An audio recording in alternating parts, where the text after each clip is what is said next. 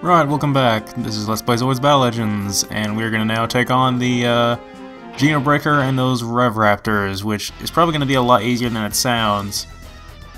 But to explain what they are, if you hadn't watched the anime, the Raptors are a unique little Zoid that's basically very small and agile, and it has blades. It's probably the smallest Zoid in the game to have blades, so that's the nice thing about it. Other than that, it's not really all that great, because obviously it being very small, it's very frail, and does not have very many, if at all, any ranged weapons. But it has its uses, but they're going to be pretty easy for us to kill. Now the Geno Breaker, on the other hand, is a extremely powerful Zoid from the anime that has been pretty, another example of it not translating well into the game. It's pretty dumbed down. Like, one of the nice things about the Geno Breaker in the anime is that it had a charged particle beam it could fire in any direction at any point in time. This is not the case with the Geno Breaker in the game, because you can only use the charged particle beam as an EX move, so the AI will not know how to do it, which means it is not a threat to us. And the Geno Breaker we're fighting right now only has one weapon, and that's the weapon binder, so we do need to watch out for its stunning beam and the missiles that come along with it, but that's really about all it has to threaten us with. It's really quite disappointing. So here's the Raptor. This one right here has a I think it's like a pile banker or something. It's basically a giant spear that shoots out of its shoulder and then retracts back. It's basically a, I don't even know what to call that. I think I tried to use it like once and I was like, this is too weird. But we defeated the first one. I think the Raptors this might be one of those cases where the minor Zoid will continue to respawn until you defeat the major one. So we might get continually respawning Raptors until we deal with the Geno Breaker, so let's go take him on. But yeah, the Geno Breaker was so powerful, in fact, it was never actually defeated in the anime, so or at least in the first series. So, yeah, kind of have to wonder if they knew that when designing it for this game. If they just, oh, we're just gonna have it as a random enemy, no big deal. And unfortunately, it is no big. Oh, I guess he does have another weapon, but it's just one of those small underbarrel cannons that's on the Darkhorn's head, so it's not really anything very threatening. What is very threatening, though, is its melee attacks, because it has quite a good range to its melee attacks. Ooh, it has a shield. That's uncomfortable. Yeah, I definitely didn't see that coming, because technically that means this is a custom Geno Breaker, because if you were to buy the Geno Breaker stock in the tournament mode, you would get it with boosters, so you'd have to go and buy the shield separately. So I guess that technically makes this one a custom one, although the campaign does seem to break the rules a lot with what the Zoids have, because like, as we saw in the very first friggin' fight, that Attack Cat had more health than it's supposed to.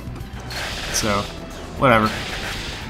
He's almost dead. He really hasn't, he hasn't even gotten a chance to use his melee attack on me. That's what I was really worried about.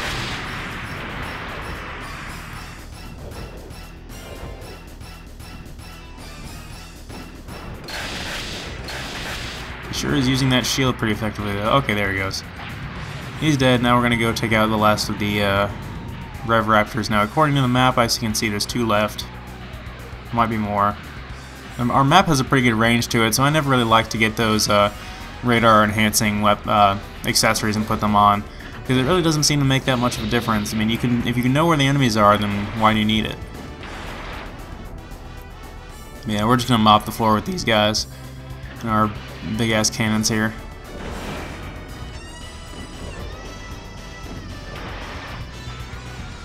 Now, this is kind of interesting, this city environment right here. And I mean, this is quite a change from the whole desert we've been in for the rest of the game.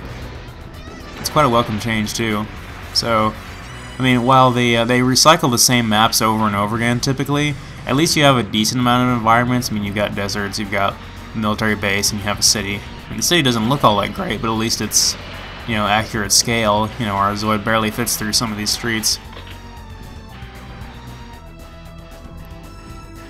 I don't think there's anywhere we can really get stuck, or at least without trying to. Oh, this one has 2 pile bankers. A lot of good that did him.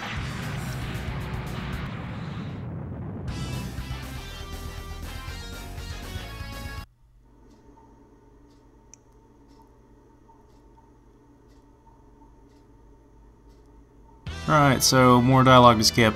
I believe, we're going to get another choice right here. So obviously we're going to be cooperating with the other character because we could use the other ally in this upcoming boss fight.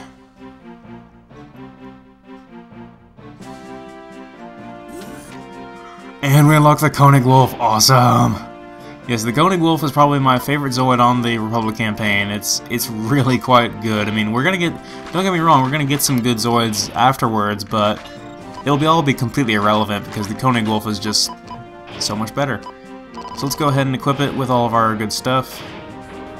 Wow, 3,100 health. That's like boss level health. And he comes equipped with the dual sniper rifle. We have a dual pulse cannon thing as well that we could equip him with, which would also be powerful, but I think the dual sniper rifle is one of the most powerful weapons in the game, so the fact that he just kind of comes with it is nice. And I equipped him with some missile launchers as well. We got a high-grade plug Z we're going to equip on him now, and then we unlocked that. And the other stuff is the standard stuff we've been using for a little while with the Liger Arrow. We also have a new character here, but I think I'm going to stick with Zan, the current character we have right now. So yeah, the Koenig Wolf, that's going to last us the, oh, look at it, it looks so cool. It's going to last us pretty much the rest of the Republic campaign.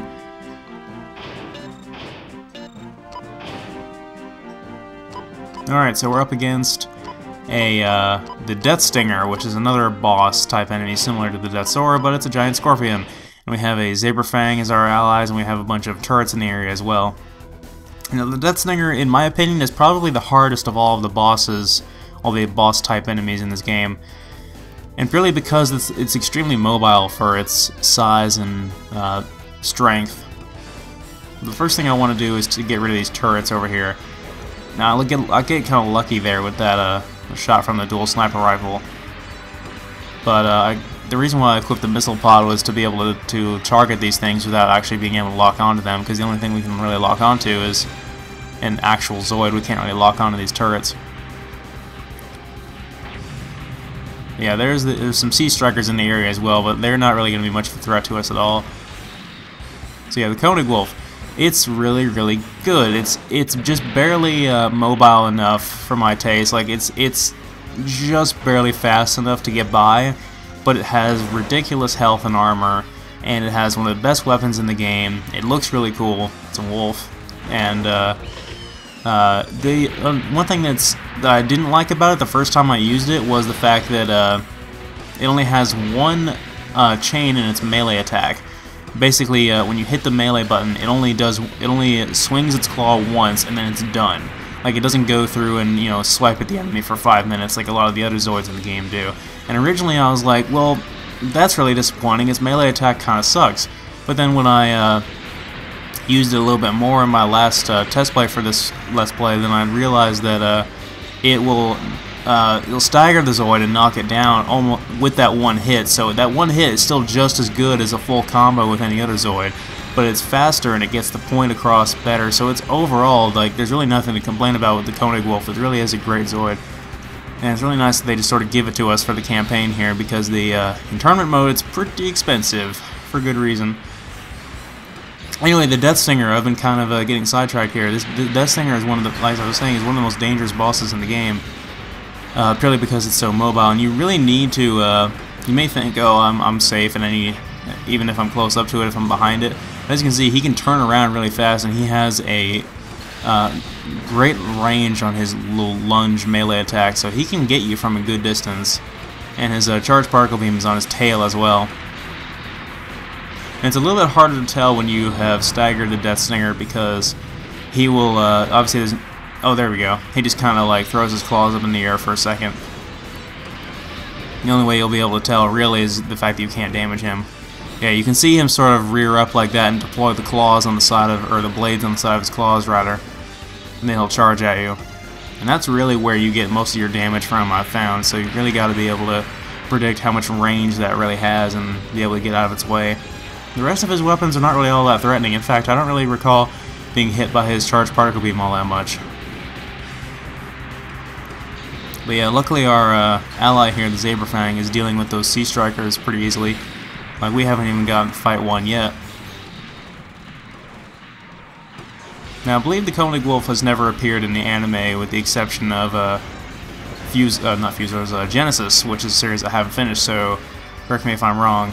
But it's a heavily augmented version in the in Genesis as well. It doesn't look anything like this, but it's still essentially a Koenig wolf underneath. I wish we could have that in this game, but this game came out before Genesis. Alright, so we defeated the Deathsinger. Sorry, I was getting a little sidetracked there. I didn't really talk too much about strategy. As you can see, I basically just danced around it, similar to how I fought the Deathsaur.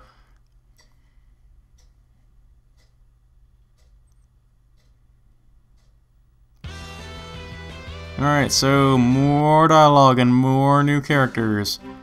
Some of these characters had already been introduced at this point on the other campaign, so it's like the two sides are now finally introduced to each other. Anyway, we unlocked the Gauntlet Giga, which is probably the most powerful Gauntlet in the game. I'm not sure why they'd give us two Gauntlets though, but I think there's different weapons we can equip to the Giga we can't equip to the normal one, or vice versa. But yeah, the Gauntlet Giga, I'm not going to use it, but I do admit that it is a really good Zoid because it has just a retardedly powerful cannon that you can equip on its back. But I don't think we actually have that yet, so to use the Gauntlet Giga now would be completely pointless. But that's also a very expensive Zoid in tournament. It's like over 100,000 credits. Anyway, I am getting really sidetracked now because now we have another boss battle to take care of. Now, it's pretty important that you have the missile pod here, in my opinion, because we're going up against some Molgas along with the boss here, and the Molgas we can easily kill with that missile pod, and they're kind of small to hit with the dual sniper rifle.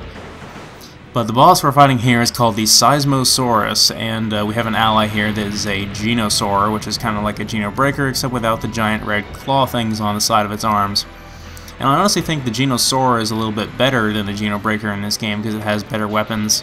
And it's the same good melee attack, but without getting sidetracked on that. The Seismosaurus.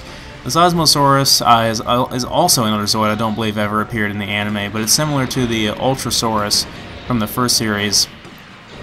But it is especially nasty because it has a charged particle beam. So it's like the Ultrasaurus, except even deadlier, but only slightly. But the thing about fighting this guy and fighting the Ultrasaurus, which we will be doing later, probably in the other campaign, is that they're really, really long. They have a long neck and a long tail, so there's lots of areas where they can hit us. And as you probably realize by now, with the boss enemies in this game, if we touch them, we just automatically get knocked down, just like the Geno Breaker or Genosaur did right now. So the Genosaur is a pretty good ally to have, but we'll have to do this exact same fight on the Empire campaign. But we're going to have another Zoid as our ally. I can't remember what it is, but I'm probably not going to like it. Because I remember that being a lot harder than this one. But then again, we don't have the Koenig wolf on that one now, do we? But yeah, same thing applies as the previous bosses with charged particle beams. You know, stay away from the front of them. But he does have some pretty nasty weapons that go in all directions. But luckily he doesn't have those ridiculous shoulder cannons like the Ultrasaurus has, so... Again, we're just kind of dancing around him with the dual sniper rifle, trying to dodge these missiles here. And he's defeated. Now, we still have to take care of all the Molgas afterwards, though. But I think they will continue to respawn until you've dealt with the Seismosaurus. So we're going to kill off the Seismosaurus first, obviously, and then take them out with the missiles. Trying to hit him with the sniper rifle. Oh, yeah, I just killed him. Thanks a lot, friend. Yeah, no hard feelings.